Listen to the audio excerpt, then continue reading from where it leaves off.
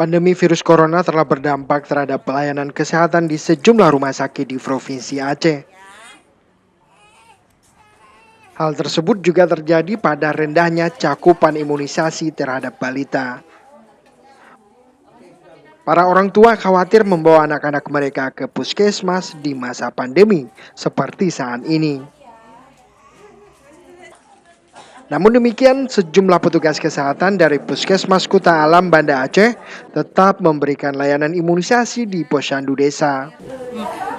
Maksudnya walaupun di keadaan pandemik itu imunisasi itu tidak boleh tidak diberikan karena jangan sampai penyakit corona ini ada dia nggak imunisasi bisa terjadi penyakit yang lain kayak misalnya BCG, pertusis atau tetanus itu jangan sampai muncul penyakit-penyakit yang bisa dicegah dengan imunisasi. Jadi imunisasi itu tetap harus diberikan walaupun dalam keadaan pandemi. Jadi bisa mencegah anak-anak untuk tidak terjangkit penyakit-penyakit yang bisa dicegah dengan imunisasi. Kalau ke posyandu, manfaatnya kita beri ke posyandu ini layanannya lebih cepat kalau ke posyandu, terus lebih dekat dengan masyarakatnya. Kalau ke puskesmas jaraknya agak jauh, terus kalau di posyandu yang dilayani anak-anak yang sehat, sedangkan di puskesmas atau rumah sakit itu ada pasien-pasien yang sakit ke sana. Jadi jangan sampai anak yang sehat bercampur dengan anak-anak yang sakit.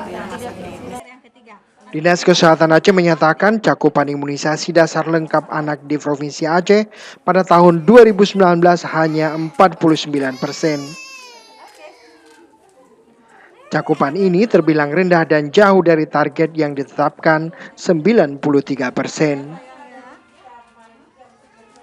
Salah satu penyebab tidak tercapainya imunisasi lengkap di Provinsi Aceh dipengaruhi tentang adanya informasi yang berkembang di masyarakat terkait tingkat kehalalan vaksin imunisasi.